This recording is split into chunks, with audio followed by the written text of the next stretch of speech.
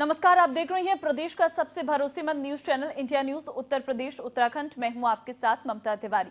बड़ी बहस में आज चर्चा होगी यूपी की सियासत में मचे हलचल को लेकर। दरअसल एक बार फिर सुभाषपा अध्यक्ष ओम प्रकाश राजभर सुर्खियों में है और इस बार उनकी चर्चा जल्द एनडीए में वापसी को लेकर है। और सबसे बड़ी बात है कि ओम प्रकाश राजभर योगी मंत्रिमंडल में एक बार फिर शामिल हो सकते हैं। दरअसल बीजेपी के प्रदेश अध्यक्ष भूपेंद्र सिंह चौधरी और डिप्टी सीएम ब्रजेश पाठक की दिल्ली में केंद्रीय गृह मंत्री अमित शाह से चर्चा हुई और इसके बाद राजभर की एनडीए में वापसी की कवायद तेज हो गई है। बीजेपी के आंतरिक सर्वे में स्पष्ट हो चुका है कि लोकसभा चुनाव में सुभाषपा से गठबंधन होने पर घोसी, गाजीपुर, जौनपुर, चंदौली, सोनभद्र, आजमगढ़, सलेमपुर सहित अन्य सीटों पर भाजपा को फायदा होगा। अब बीजेपी ये मंथन चल रहा है कि सुभाषपा को लोकसभा चुनाव में कितनी सीट दी जाए। अगर बात करें 2019 विधानसभा चुनाव की, तो सुभाषपा ने सपा के साथ गठबंधन कर चुनाव लड़ा था, लेकिन चुनावी नतीजों के बाद राजभर कई मामलों को लेकर बीजेपी का समर्थन करते हुए बयान दे चुके हैं। कुछ दिन पहले ही राजभर समान नागरिक संहिता के समर्थन में है और इससे पहले राष्ट्रपति चुनाव में भी राजभर की पार्टी ने एनडीए समर्थित कैंडिडेट द्रौपदी मुर्मू के पक्ष में वोटिंग की थी। तो फिलहाल सत्ता में बात साफ है, सर्वे में बात जो साफ आ रही है, बीजेपी सुभाषपा एक बार फिर से गठबंधन जल्द ऐलान कर सकती है। इसका ये जानकारी निकलकर सामने आ रही है। हालांकि स्पष्ट रूप से अभी तक कुछ भी सामने नहीं आया, लेकिन हाँ, चर्चाएं ऐसी हैं क्योंकि बैठकों का दौर कुछ इस तरीके से चला है। केंद्र तक चर्चाएं हुई हैं और केंद्र में भी अमित शाह और प्रधानमंत्री नरेंद्र मोदी लोगों के साथ चर्चा हो चुकी है और भूपेंद्र चौधरी लगातार इस पूरे मसले पर नजरें बनाए हुए हैं और विधानसभा चुनाव से पहले ये स्थितियां स्पष्ट हो सकती हैं। तो फिलहाल आपको एक रिपोर्ट दिखाते हैं और उस रिपोर्ट से समझिए क्या कुछ चल रहा है बीजेपी और सुभाषपा के गठबंधन को लेकर। महाराष्ट्र में उठे सियासी बवाल का असर उत्तर प्रदेश में भी दिख रहा है, जहां एक तरफ राजनीतिक बयानबाजी जारी है तो दूसरी तरफ यहां पर भी उथल पुथल की चर्चा है और सबसे ज्यादा चर्चा ओम प्रकाश राजभर को है। ऐसा कहा जा रहा है कि ओम प्रकाश राजभर को भाजपा मंत्रिमंडल में शामिल किया जा सकता है, यानी उत्तर प्रदेश सरकार में उन्हें कैबिनेट मंत्री का दर्जा दिया जा सकता है। इसके अलावा चर्चा इस बात की भी है कि गाजीपुर में होने वाले उपचुनाव में उनकी पार्टी को टिकट दिया जा सकता है, क्योंकि इसके पहले यहां से अफजाल अंसारी सांसद रहे हैं और उनकी सांसद सदस्यता रद्द होने के बाद यह सीट खाली हो गई है और अब अगर यहां पर उपचुनाव होते हैं तो निश्चित तौर से यह कड़ा मुकाबला होगा, क्योंकि भाजपा पिछली बार यहां पर चुनाव हारी थी और भाजपा अब किसी भी कीमत पर यहां चुनाव जीतने की कोशिश करेगी। ऐसा कहा जाता है कि गाजीपुर के आसपास के इलाके में राजभर का दबदबा रहता है और यही कारण है कि उपचुनाव में ओम प्रकाश राजभर को गाजीपुर की सीट दी जा सकती है। अब ये देखने वाला होगा कि इन कयासों पर क्या मोहर लगती है, लेकिन ये बात तय है और ये निश्चित तौर से कही जा सकती है कि उत्तर प्रदेश में कुछ राजनीतिक बड़ा उथल पुथल होने जा रहा है। लखनऊ से गौरव के साथ चंद्रमणि शुक्ला, इंडिया न्यूज। तो बीजेपी सुभाषपा के गठबंधन का ऐलान हो गया है, लेकिन क्या कुछ स्थितियां हैं और किस तरीके से समीकरण रहेंगे।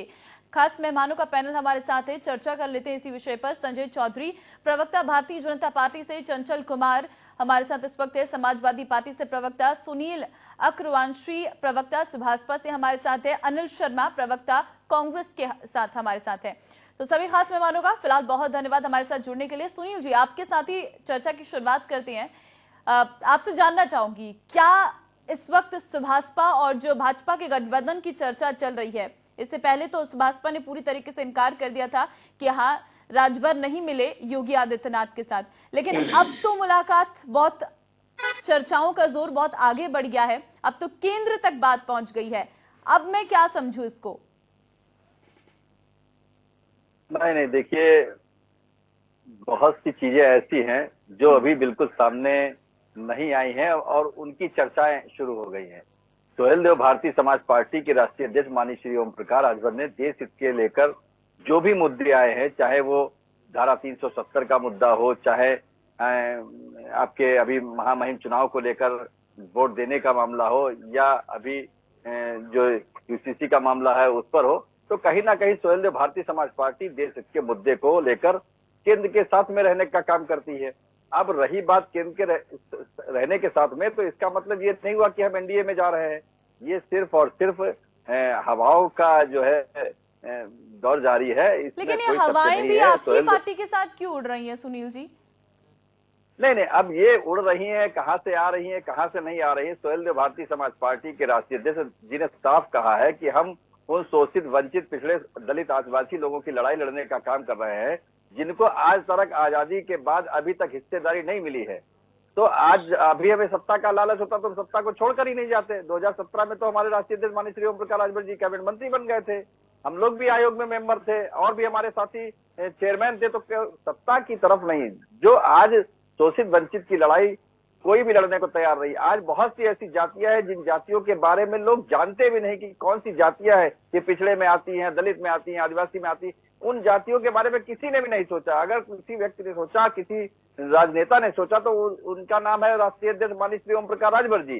तो आज वो लड़ाई लड़ने के लिए हमेशा तैयार रहते हैं। वो चाहे सड़क पर हो, चाहे सदन में हो, वो जनता के बीच में जाने का काम करते रहते हैं। अभी आपने देखा कि सोहेलदेव भारतीय समाज पार्टी के राष्ट्रीय अध्यक्ष जी ने एक तारीख को ही एक समीक्षा बैठक प्रदेश और राष्ट्रीय कमेटी का काम लखनऊ में ही करने का काम किया। तो हम लोग अपनी बैठकों को करने में लगे हुए। 5 तारीख से हमारा और पूरे जुलाई तक हमारा कार्यक्रम बना हुआ। राष्ट्रीय अध्यक्ष जी उन कार्यक्रमों में जाने का काम कर रहे हैं। लगातार हमारे राष्ट्रीय प्रमुख महासचिव डॉक्टर रविंद्र राजभर जी भी लगातार उन कार्यक्रमों में जाने का कार्य कर रहे हैं। तो हम लोग उसमें व्यस्त हैं। हम संगठन को कैसे मजबूत करें, संगठन आगे और हमारा कैसे जाए, जहां हमारा कमजोर संगठन है उन संगठन में हम कैसे फेरबदल करके और अच्छा करने की काम करें, तो हम उस पर लगे हुए। अभी इस तरीके की हमारी कोई चर्चा नहीं है। इससे पहले भी जब चर्चा उड़ी थी, ठीक है, पहले भी चर्चा गलत थी, अभी भी चर्चा गलत है, लेकिन हाँ, उसके बाद भी चर्चा हो रही है, ये बहुत महत्वपूर्ण है। संजय चौधरी जी, क्या कहेंगे इस पूरे मामले पर? ये जो सुभाषपा और भारतीय जनता पार्टी के गठबंधन की हवा है, ये बहुत आग की तरफ फैल रही है। कहा यह जा रहा है कि भूपेंद्र चौधरी गए थे केंद्र में, वहां पर भी बात हुई है इस पूरे मामले पर और कुछ समय में ऐलान हो जाएगा। शायद चुनाव नजदीक है, इस वजह से थोड़ा समय और लग रहा है, क्योंकि इससे पहले भी हमने ये सुना है भाजपा की तरफ से और भाजपा की तरफ से भी, अभी चुनाव में समय है और जैसे जैसे चुनाव नजदीक आते हैं तो गठबंधन अगर कोई भी होता है तो उसी समय में ऐलान करते हैं। क्या यही माने हम, इसीलिए छुपाया जा रहा है अभी स्पष्ट तौर पर इसीलिए कुछ नहीं किया जा रहा है? देखिए, भारतीय जनता पार्टी के राष्ट्रीय नेतृत्व का भारतीय जनता पार्टी के प्रदेश के नेतृत्व के साथ सामंजस्य लगातार बना रहता है। उनके साथ उनका संपर्क संबंध रहता है और प्रदेश की राजनीति को लेकर राष्ट्रीय नेतृत्व प्रदेश के नेतृत्व से बातचीत करता रहता है। ये बैठक उसी प्रकार की थी। हाँ, लेकिन ये सच है कि ओम प्रकाश राजभर जी की पार्टी जो पहले समाजवादी पार्टी के साथ थी, अब वो समाजवादी पार्टी का साथ छोड़ चुकी है। बात नंबर 1। बात नंबर 2, लगातार ऐसे विषय जो देश की राजनीति में निर्णायक थे और जिस पर मतों का विभाजन की आवश्यकता थी, राजभर जी ने आगे बढ़कर भारतीय जनता पार्टी के पक्ष में, चाहे वो राष्ट्रपति का चुनाव हो, चाहे वो अभी हमने देखा है कि एक यूसीसी के मुद्दे पर उन्होंने उसी के पक्ष में राय रखी, विधान परिषद के चुनाव में उन्होंने वो वक्त किया। तो निश्चित रूप से ओम प्रकाश राजभर जी की पार्टी ने भारतीय जनता पार्टी के दृष्टिकोण के प्रति अपना एक कदम बढ़ा दिया है। मैं समझता हूं कि उन्होंने जो कदम बढ़ाया है, निश्चित रूप से वो समाजवादी पार्टी के साथ नहीं है। तो अगर समाजवादी पार्टी के साथ नहीं है तो मुझको लगता है उनका मुकाम, उनका रास्ता, उनका जो आज की दिन जो संकेत और संदेश हैं, वो भारतीय जनता पार्टी के प्रति सकारात्मक दिख रहे हैं। और कोई भी राजनीतिक दल अगर भारतीय जनता पार्टी के नेतृत्व के प्रति, भारतीय जनता पार्टी के नीति के प्रति, भारतीय जनता पार्टी के कार्यक्रमों के प्रति अपनी सहमति दिखाता है, तो निश्चित रूप से भारतीय जनता पार्टी के दरवाजे उसके लिए खुले हुए।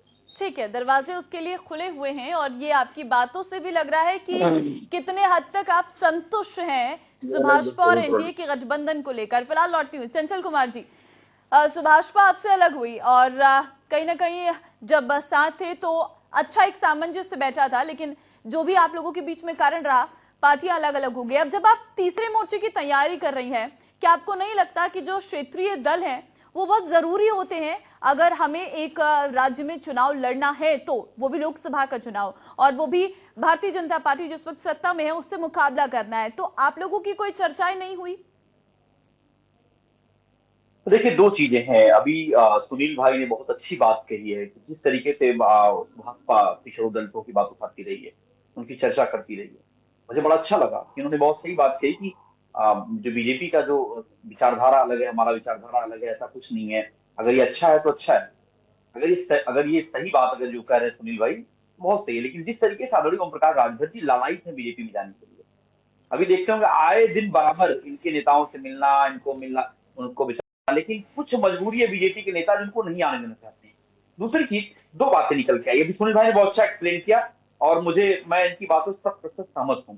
इन्होंने कहा स्पष्ट कि भाई हम लोग सत्ता के लिए अगर 2017 में इनके साथ में आए थे, लेकिन हम लोगों ने जब देखा कि पिछड़ों के साथ, दलितों के साथ, और जो सामाजिक न्याय समिति की रिपोर्ट की बात करते थे राजभर जी, और जाति जनगणना की बात की, तो इन्हीं सारे मुद्दों के ऊपर बीजेपी ने कोई गौर नहीं किया और लगातार पिछड़ों दलितों के हक के साथ खिलवाड़ कर रही है।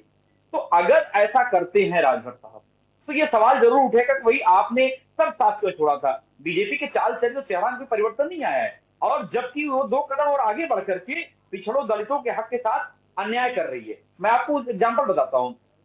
अभी आपने देखा होगा जिस तरीके से दिल्ली विश्वविद्यालय के अंदर जिस तरीके से फीस मनमानी तरीके से बढ़ाई जा रही है, और वहां पे कहा गया कि खुद विश्वविद्यालय के लोग खुद फीस जो है क्या नाम खुद अपने जनरेट करें। हम ज्यादा जो है उनको सहायता नहीं कर सकते, ज्यादा उनको अनुदान नहीं दे सकते। दूसरी बात यह है, अभी आपके उत्तर प्रदेश के अंदर देखिए जिस तरीके से यूपी ट्रिपल एससी, मेरे पास बकायदा डेटा है, मैं डेटा के साथ बात करता हूँ।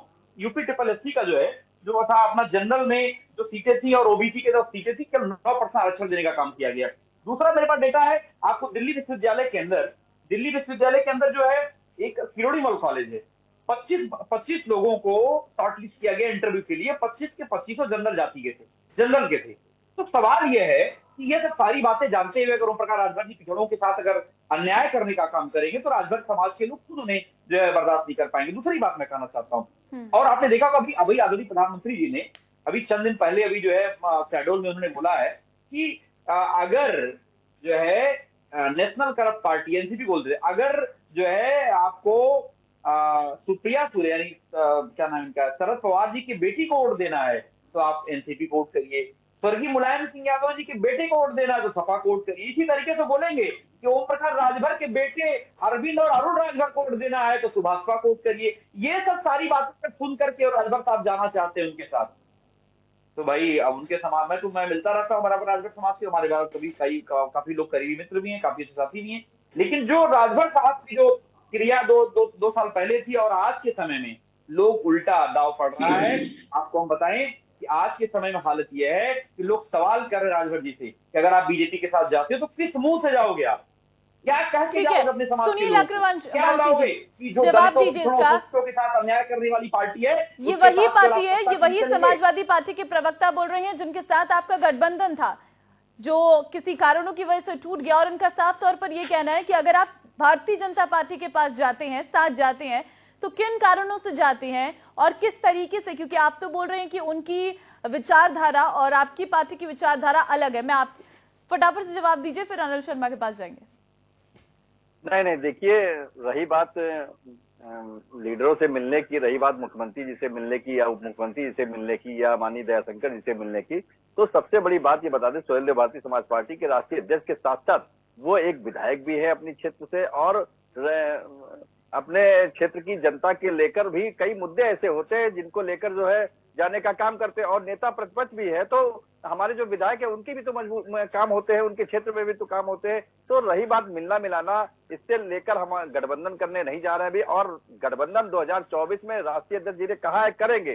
सुहेलदेव भारतीय समाज पार्टी गठबंधन जरूर करेगी, समय आने पर गठबंधन के बारे में भी बताया जाएगा किससे गठबंधन होगा।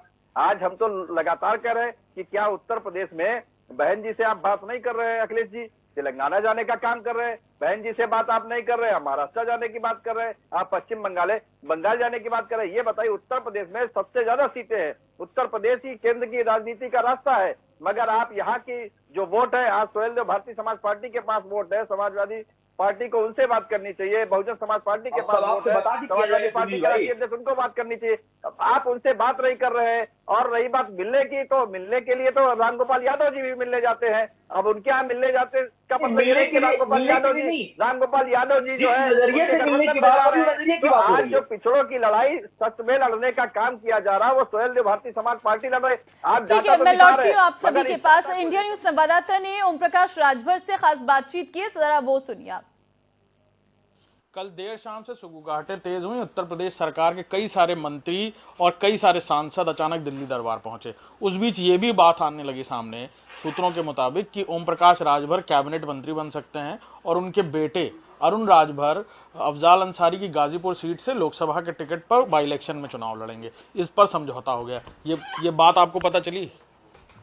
राजा को पता नहीं, मुशर्रफ पर बांट दी है। ये बात हम लोगों को पता चल रही है, आपको तो पहले से पता? मुझे कोई पता नहीं। 15 महीने से लगातार 15 महीने से दिल्ली शीर्ष नेतृत्व से कोई हमारी बात नहीं।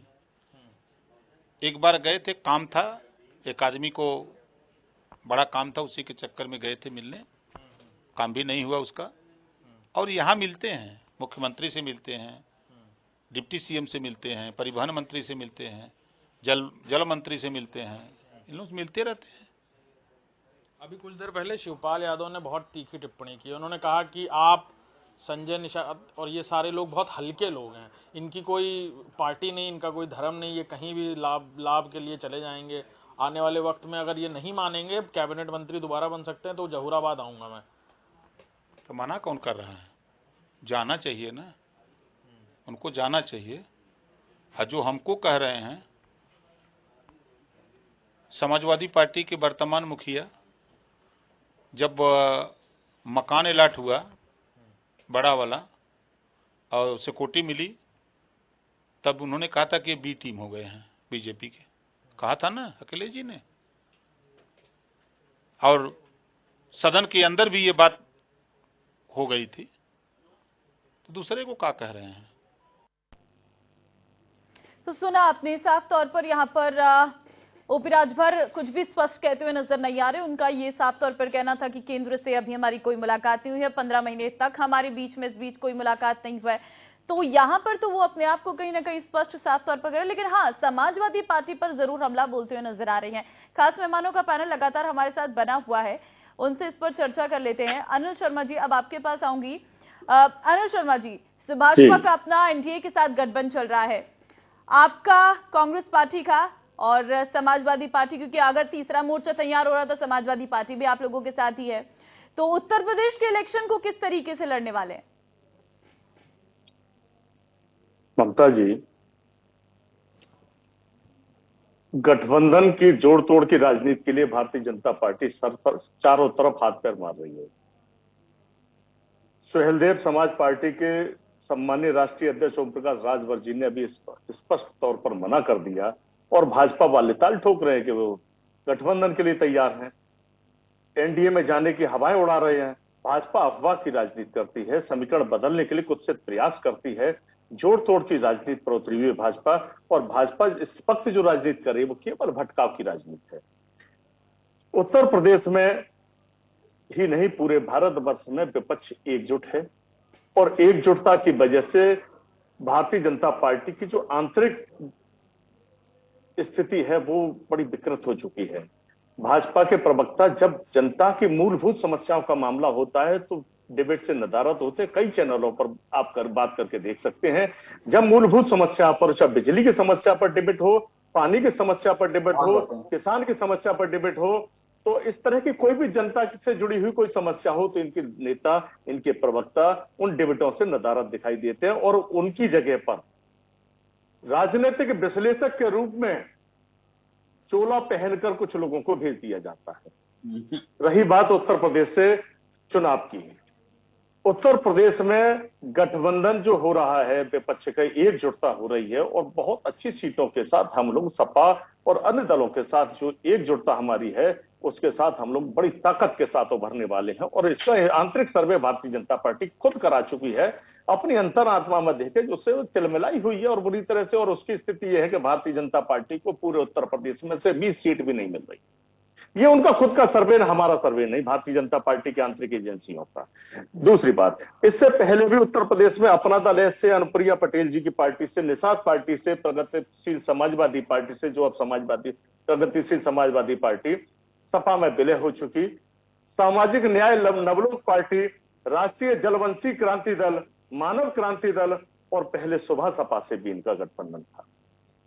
लेकिन क्या स्थिति रहती है कि सुभा सपा सत्ता का रुख छोड़कर, सत्ता का लालच छोड़कर जनता की सेवा के लिए जब सुभा सपा निकल पड़ी, गठबंधन को तोड़ दिया, बोले हमको केवल जनता की सेवा करनी है, उन दलित, गरीब, अगड़े पिछड़ों की आवाज उठानी है। और मैं तारीफ करूंगा इस आपके चैनल के माध्यम से, जब कोई व्यक्ति सत्ता का सुख छोड़ता है तो निसंदेह जन सेवा के लिए उतरता है, और जब जन सेवा के लिए उतरता है तो उसका रुख जनता के लिए बहुत अच्छा होता है। ठीक है संजय चौधरी जी, भारतीय जनता पार्टी सिर्फ जोड़ तोड़ की राजनीति करती है, विपक्ष का इस साफ तौर पर आरोप है, और क्योंकि उत्तर प्रदेश में उसका खुद का आकलन, उसका खुद का सर्वे ये दिखा रहा है कि वो आने वाले चुनाव में हार रही है, इसलिए वो जोड़ तोड़ की राजनीति शुरू कर रही है और गठबंधन का सिलसिला शुरू हो गया है। सुभाषपा तो इनकार कर रहे हैं, ना ओपी राजभर की तरफ से कहा गया है कि हम गठबंधन करने वाले हैं, न सुनील अग्रवांशी ये कहते हुए नजर आ रहे हैं कि हम एनडीए के साथ जाएंगे। लेकिन एनडीए तो साफ साफ बता रही है, वो ना बुराइयां करती हुई नजर आ रही है और ना इनकार करती हुई नजर आ रही है और ना हाँ कहती हुई नजर आ रही है। देखिए, सबका जवाब बारी बारी से। ठीक है, सबसे बाद में कांग्रेस के प्रवक्ता बोले, मुझे लगता है कि वो कांग्रेस के नहीं, भारतीय जनता पार्टी से उनके संबंध होंगे, तभी भारतीय जनता पार्टी के अंदर की बात वो बता रहे हैं। बात नंबर 2, वो कहते हैं विपक्ष बहुत एकजुट हो गया। पटना में हमने देखा था कि विपक्ष से निकलकर कौन भागा, सबसे पहले केजरीवाल जी को बुलाकर बैठा था, वो ही केजरीवाल जी निकलकर भाग गए। यानी कि 2 राज्यों के मुख्यमंत्री जिस बैठक से निकलकर भाग गए, उसको अगर मजबूती कहती हो तो ऐसी मजबूती चुनाव तक आकर कौन सी मजबूरी बन जाएगी, ये देश का भविष्य देखेगा। बात नंबर 3, अभी हमने देखा है कि किस प्रकार से कांग्रेस पार्टी के और इस गठबंधन के अंदर महाराष्ट्र में शामिल लोग आज उस गठबंधन को छोड़कर भारतीय जनता पार्टी की तरफ आ रहे हैं। ये बताता है कि गठबंधन के भविष्य क्या होने वाला है। बात नंबर 2, मेरे समाजवादी पार्टी के प्रवक्ता, जिनको मैं मानता था कि अच्छी बात कहेंगे, उन्होंने एक बड़ा अच्छा उदाहरण दिया। दिल्ली में शिक्षा वहां के राज्य के पास है, केजरीवाल जी के पास है, तो जिन्होंने पिछड़ों के इस आरक्षण को खाया, उस केजरीवाल का लखनऊ में आने पर अखिलेश यादव जी माला पहनाकर बुके देकर स्वागत करते हैं, उस गठबंधन का हिस्सा बनते हैं। यानी कि पिछड़ों के गठबंधन को मारने वाले लोगों की स्थिति देखिए, उनमें एकजुटता आ रही है। ये एकजुटता कैसी है, एक और उदाहरण दूं मैं आपको। उत्तर प्रदेश के अंदर जब अति पिछड़ा वर्ग आयोग माननीय हुकुम सिंह की अध्यक्षता में बना, जिसने पूरे उत्तर प्रदेश का सर्वे किया, सर्वे के बाद उसने कहा कि पिछड़ों में जो अति पिछड़े हैं उनके लाभ का अंश जो उच्च जातियां हैं वो खा रही हैं, इसलिए अति पिछड़े वर्ग को विशेष आरक्षण को देने की व्यवस्था है। इसका विरोध उस समय मुलायम सिंह यादव ने किया। ये उत्तर प्रदेश की विधानसभा की कार्यवाही में लिखा हुआ सच है, जिसे नंगी आंखों से पढ़ा जा सकता है। यह बताता है कि किस प्रकार से पिछड़े वर्ग को आगे बढ़ाने के लिए तथ्य तो रखे जाते हैं, लेकिन मौका लगता है तो उसी बड़ी जातियों की, जो पिछड़ों की अगड़ी जातियां हैं, वो सारा का सारा लाभ लेती हैं। वास्तव में भारतीय जनता पार्टी आज पिछड़ों में जो और पिछड़े हैं उन्हें आगे बढ़ाने का काम कर रही है। पिछड़ा वर्ग आयोग उसने बनाया है, और एमबीबीएस और एमएस की परीक्षाओं में उनके ठीक है, एक छोटा सा रिएक्शन चंचल कुमार जी, फटाफट से, समय कम है, जल्दी जल्दी। ममता जी, मुझे बड़ा दुर्भाग्य, आज मुझे बड़ी हंसी आ रही है कि संजय जी इतने प्रकांड विद्वान आदमी और दिल्ली सेंट्रल विश्वविद्यालय को कह राज्य के अंदर आता है। ये मुझे हंसी आ रही है, कैसा तर्क है ये? सेंट्रल विश्वविद्यालय, सेंट्रल यूनिवर्सिटी है, आप इसको समझना पड़ेगा आपको। और जो आप ये दूसरी बात बता रहे हैं, आप मुझे बताओ किस विद्यालय, किस विश्वविद्यालय सुन लीजिए, जितने विश्वविद्यालयों में नियुक्ति होती है, सभी का बहुत धन्यवाद इस चर्चा में हिस्सा लेने के लिए, क्योंकि समय बहुत कम है। तो सुभाषपा की एनडीए में वापसी, ये सवाल, ये संशय अभी भी बरकरार है, क्योंकि अभी भी सुभाषपा के अध्यक्ष आपने सुना राजभर जी को, वो कुछ भी कहते हुए नजर नहीं आ रहे हैं, ना वो इनकार कर रहे हैं और ना ही वो स्पष्ट तौर पर एनडीए के खिलाफ बोलते हुए नजर आ रही हैं। फिलहाल देखना ये होगा कि आगे क्या रणनीति होगी। फिलहाल वक्त एक छोटे से ब्रेक का, फौरन लौटते हैं।